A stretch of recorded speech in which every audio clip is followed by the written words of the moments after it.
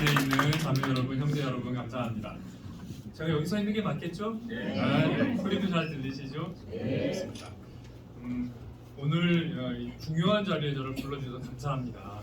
사실 지난번에 우리가 이제 교회가 변화하는 과정에 워크숍을 진행했었잖아요. 그거를 할 수 있게 된 것만으로도 사실 저한테는 큰 영광인데 오늘 이제 입당 예배에서 설교를 해달라고 하니 저로서는 큰 영광이죠. 2주 전에 처음 소식을 듣고 바로 떠오른 구절이 있었어요. 그래서 그 구절을 가지고 준비를 하면서 원고를 작성한 다음에 우리 잠실에 있는 설교 준비팀이라고 있습니다. 그래서 설교 원고를 검토하고 피드백을 줘요. 잠실에서 설교하실 때는 설교자들이 그렇게 하고 있는데 거기다 이제 먼저 드렸어요. 그랬더니 몇 분이 보시더니 정말 이걸로 하려고? 그리고 나서 우리 이제 일산에 있는 형제 자매들한테도 원고를 보내드리고 반응을 봤는데 다행히도 괜찮다고 해주셔서 준비를 했습니다. 자, 오늘 설교의 제목은 이 성전을 허물어라. 내가 3일 안에 다시 짓겠다입니다. 이게 입당 예배에서 한 설교입니다. 이제 겨우 새 자리를 잡았는데 성전을 허물라고 하실지도 모르겠어요. 그래서 한번 말씀을 하나하나 천천히 읽어볼게요. 성경을 가지고 계신 분들은 요한복음을 펼쳐주시겠어요? 요즘은 스마트폰도 많이 사용하니까 폰을 꺼내셔도 돼요. 2장입니다. 조금 긴 구절인데 우리 같이 소리를 내서 읽어볼 거예요. 요한복음 2장 13절부터 22절까지입니다. 버전이 좀 달라도 됩니다. 소리를 내서 같이 한번 읽어볼까요? 준비되셨나요? 네. 유대 사람의 6월절 시작. 유대 사람의 6월절이 가까워져서 예수께서 예루살렘으로 올라가셨다.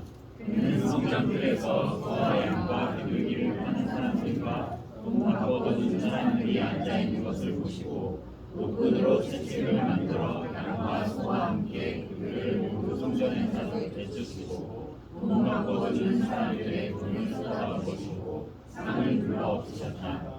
비둘기를 파는 사람들에게는 이것을 걷어치워라. 내 아버지의 집을 장사하는 집으로 만들지 말아라 하고 말씀하셨다.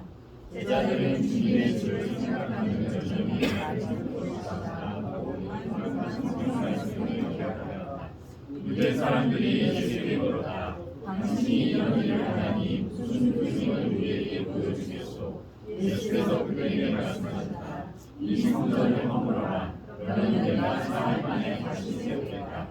그러자 유대 사람들이 말하였다. 이 성전을 짓는 데 마음을 생각하였는데 이것을 4일 만에 세우겠다고요? 그러나 예수께서 성전이라고 하신 것은 자기 몸을 말씀하셨습니다. 제자들은 예수께서 죽은 사람들 가운데서 살아나신 뒤에야 그가 말씀하신 것을 기억하고서 성경 말씀과 예수께서 하신 말씀을 믿게 되었다. 네, 감사합니다. 조금 긴 구절이었죠. 다시 한번 읽어보면서 이제 전체 그림을 파악했어요. 제가 오늘 이 구절에서 두 가지 질문의 답을 좀 구하려고 그럽니다. 첫 번째 질문은 성전도 우상이 될 수 있을까? 라는 거예요. 그리고 두 번째는 예수님은 정말로 성전을 허물 생각을 하셨던 걸까? 각각의 질문의 답이 뭔지 한번 하나씩 살펴보도록 하겠습니다. 먼저는 성전을 허물라는 말에 유대인들이 화들짝 놀랐던 사실을 기억해 주실 필요가 있어요. 이 고대 사람들에게 성전이 갖는 의미를 좀 이해하는 게 좋겠습니다. 우리는 왜 그렇게 성전에 목숨 거는 거지? 라고 생각할 수도 있어요. 왜냐하면 예수님께서 사마리아 여인을 만났을 때 장소가 어딘지는 중요하지 않다. 대신 무엇으로 예배드려야 된다고요? 영과 진리로 예배드리는 게 중요하다. 장소는 중요하지 않아. 이렇게 말씀하셨고 우리가 그걸 믿기 때문에 장소가 어디가 됐건 그게 뭐가 중요해? 이 사람들은 좀 그런 걸 못 배웠나 봐. 이렇게 생각하고 우리가 좀 더 우월한 것처럼 생각하기 쉬운데 과연 정말 그럴까? 살펴볼 필요가 있어요. 고대인들에게 성전이 갖는 의미를 좀 살펴보도록 하겠습니다. 여러분, 하나님께 집 주소가 있을까요? 이게 무슨 말이야? 하나님의 집 주소가 어디 있어? 그런데 고대인들의 믿음에 따르면 모든 신은 집 주소를 가지고 있어요. 예를 들면 하나님의 집소는 어디입니까? 하면 예루살렘시 다비드가 1번지 이런 식인 거예요. 왜 그렇게 생각했을까? 고대인들에게 성전은 그냥 물리적인 건물이 아닙니다. 거긴 신이 거주하는 장소예요. 그러니까 신의 집 주소가 거긴 거예요. 뿐만 아니라 거기서 신은 밥도 먹어요. 어떤 밥? 사람들이 제사를 드릴 때 제물을 태워 올리면 그 향기를 먹는 거예요. 사람들이 제물을 안 드리면 신은 굶어요. 에잉? 제가 그렇게 말한 게 아니라 그들이 그렇게 믿었다고요. 예를 들면 고대 근동에 길가메시 신화라는 게 있다는 거를 아마 들어서 아시는 분도 있을 텐데, 길가메시 신화에는 대홍수 이야기가 나옵니다. 대홍수로 많은 사람들이 죽고 나서 아주 소수의 생존자들이 신에게 우리를 구해주셔서 감사합니다 하고 제사를 드리는데, 이 사람들이 다 죽었잖아요. 그동안 제사도 못 지냈고. 그래서 아무도 제사 드리는 사람이 없어서 쫄쫄 굶었던 신들이 간만에 나온 제물의 향기를 보고 파리 때처럼 달려들었다라고 기록이 되어 있어요. 이게 그들의 사고예요. 신은 집 주소를 가지고 있고 사람이 제사를 드리지 않으면 굶는다. 이런 게 그들의 믿음이에요. 자, 이 고대인들의 믿음을 어느 정도는 유대인들도 가지고는 있었습니다. 이 신전은 그래서 모든 사람들에게는 일종의 나침반이에요. 언덕 위에 있는 신전은 도시 어디서도 다 보여요. 그리고 그 신전이 얼마나 의리의리한가에 따라서 그 나라가 얼마나 국력이 센지 알 수 있는 거죠. 또 그 안에서 이 도시를 구원할 힘이 나온다 라고 믿었고 도시민들의 자랑이기도 했습니다. 그래서 그들은 신을 섬기는 것만큼이나 신전 자체도 성스럽게 여겼어요. 이상한 건 아니죠. 충분히 그럴 수 있을 것 같아요. 그런데 유대인들이 이 관점을 받아들인 거예요. 원래부터 유대인들이 신전 자체를 숭배하거나 하진 않았습니다. 그거 증거는 출애굽기에 있어요. 원래 고대 신들은 자기 관할 구역에서만 활동하거든요. 이것도 좀 우리하고 좀 다르죠. 예를 들면 그리스 신화를 보면 하늘의 신이 누구로 나와요? 제우스가 되죠. 그럼 바다의 신은? 그래서 제우스도 바다에 가면 힘을 못 써요. 그리고 땅 밑 세상으로 갈 때는 막내 동생 하데스의 허락을 받아야만 제우스도 들어갈 수 있어요. 이처럼 관할 구역이 분명한 지역신을 섬기던 시대에 유대인들은 좀 달랐습니다. 우리의 신은 그렇지 않다라고 했어요. 이유는 이들이 이집트에 있는데 우리의 신은 저기 가나안 땅에 있으니 여기서 힘을 못 쓸 거라고 생각을 했단 말이에요. 그런데 가나안 땅에 있는 줄 알았던 신이 이집트에 왔어요. 그래서 이집트의 신들을 하나씩 격파해요. 그리고 나서 이들을 구원해내죠. 그래서 와, 우리 신은 달라. 하나님께서는 이 애굽 출애굽의 역사를 통해서 나는 특정 지역에 묶여 있는 지역신이 아니라 온 땅과 하늘의 모든 것을 주관하는 신이다라는 걸 설명하신 거고요. 그 바람에 유대인들은 장막을, 성막을 지고 광야를 돌아다닐 때 별로 무서워하지 않았어요. 왜냐하면 우리 신은 어디에나 있는 분이기 때문에 우리가 어디에 간들 그분이 우리를 보호할 거다 이렇게 믿었던 거죠. 그런데 이런 믿음을 가졌던 유대인들마저도 정착 생활을 하면서 좀 달라집니다. 이제 정착 생활을 하면서 그 주변의 문화에 어느 정도 동화가 되는 거죠. 말씀에 따라서 또 힘 있는 왕들이 큰 공을 들여서 이제 성막, 가죽으로 만든 이동 텐트가 아닌 대리석으로 만든 건물을 지어 올립니다. 그리고 다른 나라 보란 듯이 크게 짓는 거죠. 그리고 거기에 관심을 갖고 제사를 드리면서 사실은 조금씩 문제가 생겨요. 즉 하늘에 있는 하나님을 섬기는데 이 관심이 성전 안에 있는 하나님으로 옮겨와요. 우리 하나님은 여기 계시다 이렇게 얘기하는 거죠. 여기에 또 한몫을 한 사람들이 그 신전, 성전에서 일하는 제사장들이에요. 이들이 뭐라 그러냐면 하나님은 여기 계시다. 그리고 우리가 그 하나님을 섬긴다. 만약에 여러분들이 하나님께 드리는 말씀이 있으면 재물을 가지고 우리한테 와라. 그럼 우리가 대신 전달하겠다. 이렇게 된 거예요. 틀린 건 하나도 없어요. 하나님 말씀에 따라하는 건데 여기서 무슨 문제가 생기냐면 점점 제사장들이 특권층으로 변해가게 되죠. 그리고 재물 중의 일부는 하나님 말씀에 따라서 이 사람들의 수입이 되는데 이걸로 만족하지 않았던 것 같아요. 이렇게 이야기합니다. 자, 깨끗하고 흠없는 재물을 가지고 와라. 만약에 먼 길에서 오는 순례자들은 이 근처에서 사도 된다.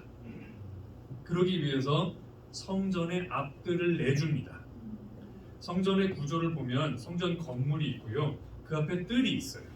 이 뜰은 이방인도 들어오는 게 허용이 됩니다. 왜냐하면 하나님은 모든 사람들의 신이 될 수 있기 때문에. 그런데 여기서 한 걸음 더 나가서 신전의 건물에만 안 들어오면 돼. 그 바깥에서 동물을 사고 팔아도 돼 라고 허용을 해준 거예요. 그 바람에 성전에서 한 발짝만 나가고 뜰로 나가면 동물들의 울음소리가 있고 가격을 흥정하는 사람들의 실랑이 소리가 들리고 환전소의 동전소리가 계속 들리는 거예요.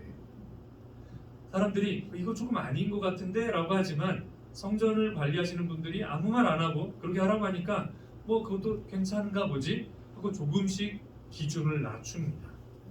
그러면서 어느새 이 성전 맞들에서 이루어지는 거래는 아주 중요한 상거래가 되고 이 성전 자체가 예루살렘 경제의 핵심이 돼가는 거죠. 점점 커져요.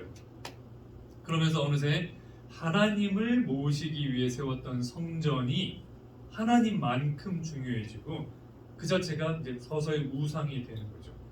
바로 이때 예수님께서 오셔서 예루살렘에 위치한 하나님의 집, 즉 성전을 허물어 이렇게 이야기를 하신 거예요.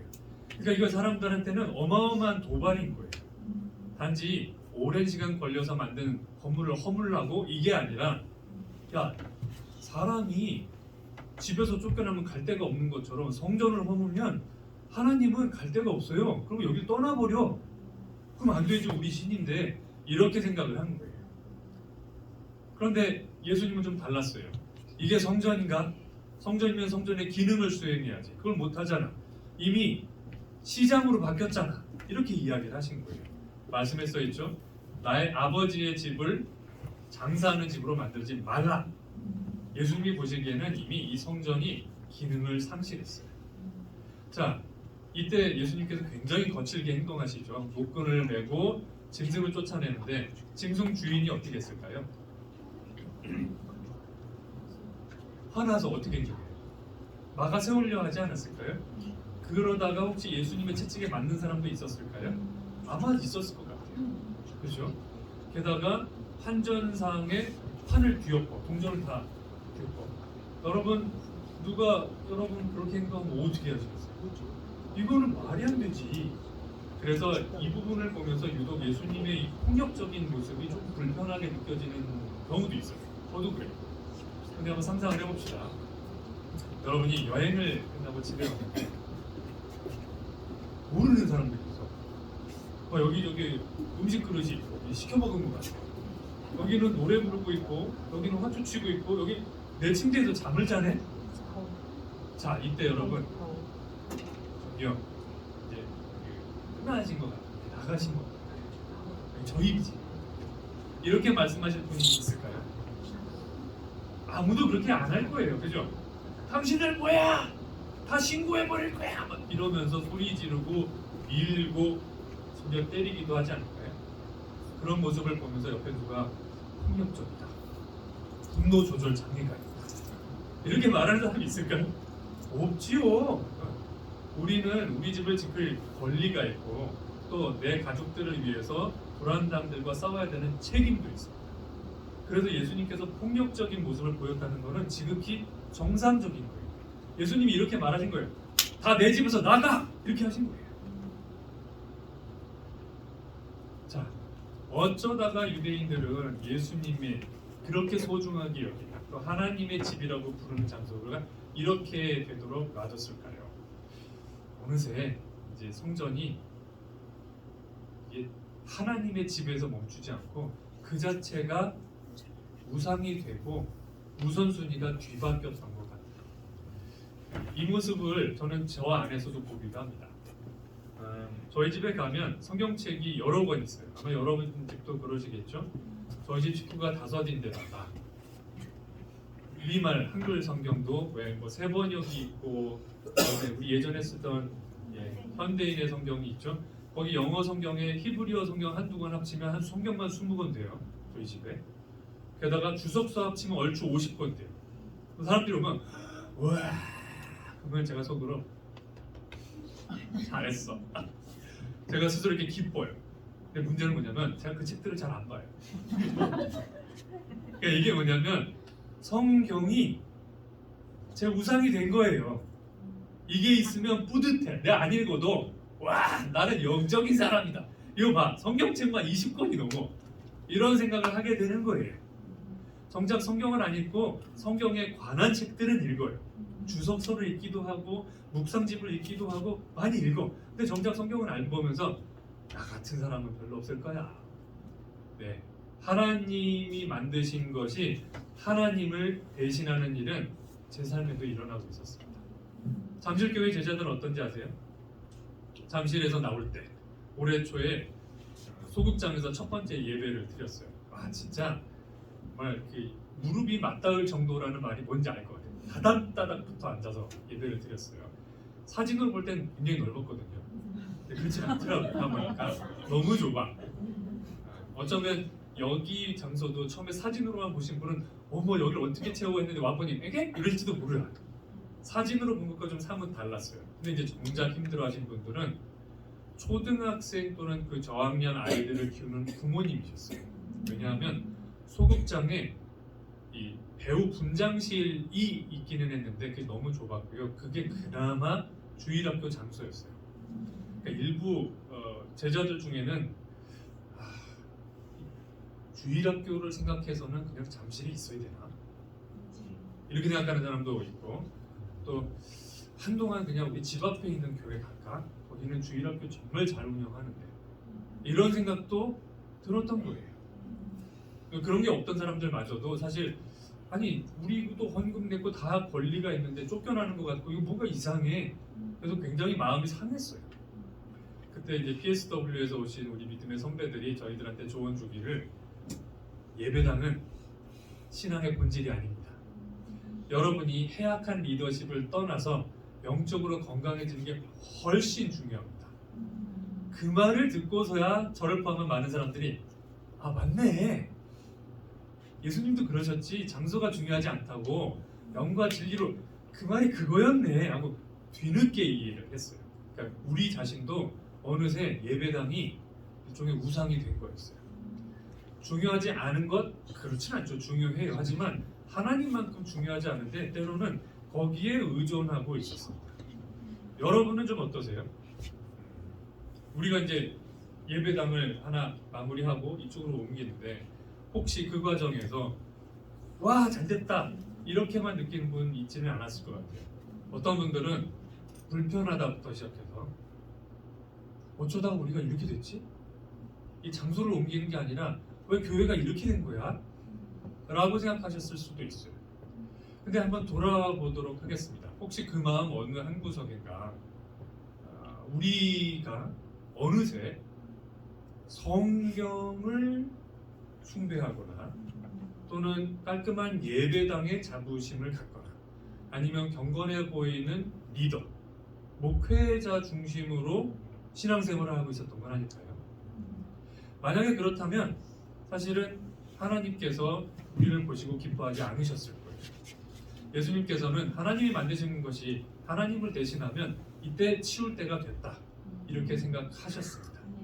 성전도 성경도 인도자도 우상이 돼서는 안 됩니다. 예수님이 하셨던 말씀을 기억해 주셔야 돼요. 다 우리 집에서 나가! 우상들은 다 나가! 우상은 치워야 할 때가 되는 거죠. 그래서 첫 번째 질문에다 성전도 우상이 될 수 있을까요? 네, 될 수 있습니다. 심지어 성경도 우상이 될 수 있습니다. 하나님을 대체하지 말아주세요. 두 번째 질문도 한번 해보도록 하죠. 예수님은 혹시 성전을 허물려고 하셨을까요? 이게 흥미로운 질문이죠. 예수님이 이 성전을 허물어라 이렇게 하셨으니까 허물라고 하셨겠지 하고 싶지만 바로 밑에 요한이 그건 아니다. 예수님이 말한 성전은 뭐다? 자신의 몸이었다. 이렇게 설명을 해주죠. 게다가 사흘 만에 다시 세운다라는 그 구절을 예수님의 부활과 연결해 보면 그거는 정말 맞는 해석 같아요. 근데 여기서 이제 질문을 안 할 수가 없어요. 왜 굳이 예수님은 성전에 가서 성전을 허물라고 하는 바람에 그 오해를 샀냐 이거지. 왜 굳이? 그런 생각 해볼 수 있지 않아요? 예수님이 굳이 싸움을 걸려고 하신 게 아니라면 혹시 진짜로 그럴 생각이 있으셨던 건 아닐까? 만약에 성전을 허물 생각이 있으셨으면 그 자리에 뭘 세우고 싶어 하셨을까? 이 생각을 한번 해볼 필요가 있어요. 원래 성전이라는 거, 하나님의 성전은 몇 가지 기능들을 가지고 있죠. 성경 말씀을 보면 뭐 하는 집이다? 기도하는 집이다 이렇게 돼 있어요. 그렇죠? 그리고 또 하나는 그것을 제사를 드립니다. 제사를 통해서 우리는 하나님과 화해하죠. 화목제라는 걸 드리죠. 화해할 수 있는 장소예요. 그런데 예루살렘 성전이 기도하는 기능을 잃어버리고 제사를 드리긴 하지만 하나님이 받으시지 않는다면 그건 성전으로서 사실 건물만 있는 거지 기능을 못하는 거잖아요. 성전의 종말을 보고 있는 거죠. 예수님은 그걸 보셨기 때문에 이미 그 전에서도 이 성전은 끝났다라고 선언을 하신 적이 있어요. 기억하실 건데 제가 읽어볼게요. 너희가 보고 있는 이것들이 돌 한 개도 돌 위에 남지 않고 다 무너질 날이 올 것이다. 누가복음에 이 말씀을 하십니다. 정말로 성전은 돌 위에 돌이 안 남았을까요? 실제로 이 말씀은 어떻게 구현되느냐면 로마인들이 서기 70년에 예루살렘을 침공하고 성전을 공격했습니다. 그런데 사람만 없애면 되는 거지 굳이 성전을 다 무너뜨릴 필요는 없잖아요. 힘든 일인데. 근데 무슨 일이 있었냐면 불을 질렀어요. 그러자 성전 곳곳에 했던 금박이 녹아 흘러서 돌틈으로 들어가 버렸어요. 바닥으로. 그래서 그 금을 캐려고 벽을 다 허물고 돌을 하나 다 꺼내서 뒤집어놔서 어느 돌 하나도 다른 돌 위에 얹혀있지 않게 되었다는 말씀이 구현됩니다. 사람들은 그 금을 다 가져갔어요. 예루살렘은 성전이 이렇게 무너질 것을 아셨기 때문에 새 성전을 준비하셨던 것 같습니다. 다른 구절들을 한번 보도록 할게요. 제가 말씀을 드려볼 테니 예수님이 어떤 존재인지 한번 들어보세요. 자, 요한복음 2장 21절에 이 성전을 허물어라. 내가 3일 만에 다시 세우겠다. 예수님은 뭐예요? 예수님이 성전이에요. 이 성전이라고 자기를 가리키면서 하셨어요. 히브리서 10장에 이런 말씀이 나옵니다. 그리고 우리에게는 하나님의 집을 다스리시는 위대한 제사장이 계십니다. 그분이 누구예요? 예수님. 예수님은 뭐예요? 제사장이에요. 히브리서 10장에 또 이런 말씀이 나옵니다. 우리는 마음에다 예수의 피를 뿌려 죄책감에서 벗어나고 맑은 물로 몸을 깨끗이 씻었습니다. 자, 피를 뿌리는 행위가 뭐랑 연결될까요? 네, 제사를 지낼 때 동물을 가져오면 피를 받고 그거를 성막 안에서 제물에다 뿌립니다. 예수님은 뭐예요? 제물이신 거예요. 자, 정리해 볼게요. 예수님은 성전이고 제사장이고 제물입니다. 성전과 제사장과 제물을 합치면 뭐가 되냐면 성전 시스템이 완성이 돼요. 즉 예수님은 당신 혼자만으로도 온전히 성전이 되실 수 있었습니다. 그리고 이 성전은 기존의 성전보다 더 크고 위대하다고 하셨어요. 마태복음 12장에 기억나실지 모르겠지만 예수님의 제자들이 길을 가다가 밀 이삭을 까서 먹었을 때 사람들이 비난하죠. 당신의 제자들은 안식일날 일을 했다. 그랬더니 예수님이 괜찮다 그러셨어요. 예수님이 허락하셨어요. 당신이 뭔데? 라고 하자 예수님이 이렇게 말씀하십니다. 내가 너희에게 말한다. 성전보다 더 큰 이가 여기에 있다. 예수님은 새로운 성전 시스템이시고 기존의 성전보다 더 큰 존재였던 거예요. 이걸 아셨기 때문에 예수님은 저 예루살렘 성전은 허물어도 된다. 이렇게 얘기하신 거예요. 여러분, 유대인들에게는 성전을 허물라는 말이 엄격한 신성 모독이에요. 하지만 예수님한테는 그렇지 않은데 어차피 기능은 끝났고 건물밖에 없는데 허물고 새 거 지어야지. 상상해보세요. 아파트 단지가 주거 부적합 판정을 받았어요. 그럼 사람들이 지나가면서 이제 저거 허물고 새 거 지어야지. 그러면 사람들이 그러면 안 돼요 이럴까요? 아니면 얼른 허물어 주세요, 재건축해 주세요 이럴까요? 네, 아파트에 걸려있는 플래카드를 보면 알죠? 축! 근데 축 내용을 보면 재건축, 그러니까 그럼 저거 무너질 거라는 얘기인데 거기 사는 사람들이 우리 아파트 무너진대요 이러는 거예요. 왜? 새 것이 올 거니까, 더 좋은 새 것이 올 거기 때문에 기꺼이 이거는 무너뜨려도 된다 이랬던 거예요. 사실 성막도 성전도 온전하지 않다는 것은 이미 알려져 있었습니다. 히브리서 8장에 보면, 제가 읽어볼게요. 그러나 그들은 하늘에 있는 것들의 모형과 그림자에 지나지 않는 땅에 있는 성전에서 섬깁니다. 하늘의 모형과 그림자였어요. 성전이. 모세가 장막을 세우려고 할 때 하나님께서 말씀하시기를 너는 명심하여 내가 산에서 너에게 보여준 그 모형을 따라 모든 것을 만들어라 하고 말씀하신 하나님의 지시를 받은 것입니다. 그러니까 결국에는 처음부터 성막도 성전도 이게 모조예요. 카피. 그렇기 때문에 진품이 오면 밀려나는 거예요. 하늘의 성전이 내려오면 이 성전의 그림자를 덮어서 지워버리는 게 당연한 거죠. 그래서 예수님이 말씀하셨던 거는 절대 문제가 되지 않았던 거죠. 고린도전서에 이 말도 나오잖아요. 그러나 온전한 것이 올 때 부분적인 것은 사라지니라. 예수님은 그래서 드디어 온전한 것이 왔으니 부분적인 거, 모방품, 모조품 이제 헐자 이렇게 얘기하셨던 겁니다. 그리고 예수님이 세우신 성전은 지금 어떻게 되고 있나요? 해마다 세대를 거치면서 커지고 있어요. 무슨 말인가요? 고린도전서에 이렇게 써 있죠. 여러분의 몸은 여러분 안에 계신 성령의 무엇이요? 여러분의 몸은 여러분 안에 있는 성령의 성전임을 알지 못하십니까? 이게 성전이에요. 또 베드로전서에서 그러므로 여러분은 택하심을 받은 족속이요, 기억나시죠? 왕 같은 제사장들이요, 거룩한 민족이요, 하나님의 소유가 된 백성입니다. 결국 하나님께서는 여기 있는 우리들을 대상으로 여러분 몸 하나하나가 성전이고 여러분들이 제사장입니다 라고 얘기하신 거예요. 제물은 순전하고 깨끗해야 되기 때문에 예수님을 대체할 제물이 없어요. 하지만 성전과 제사장은 예수님 이후에 계속해서 우리가 이어오고 있습니다. 즉 예수님이 스스로 시작하신 새로운 성전의 시스템이 우리라는 사실, 여러분은 믿으시나요? 아멘. 아멘. 예루살렘 성전이 남아 있었다면 제자들이 예루살렘을 떠나서 세계 곳곳으로 퍼졌을까요?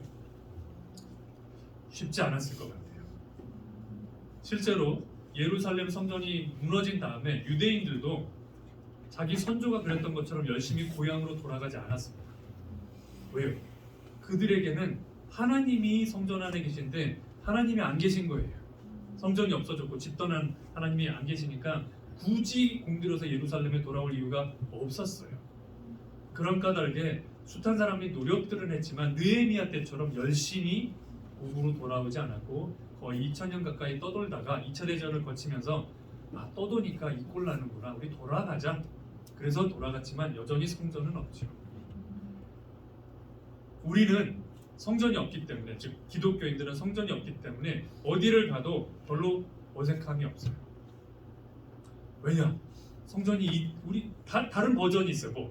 우리 자신이 성전이에요. 우리가 모이면 거기가 교회고 하나님이 거기 함께 계시기 때문에 우리는 어디를 가도 상관이 없습니다. 자, 근데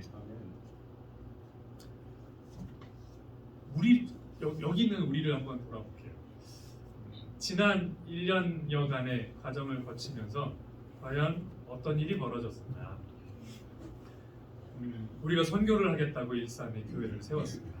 그렇죠?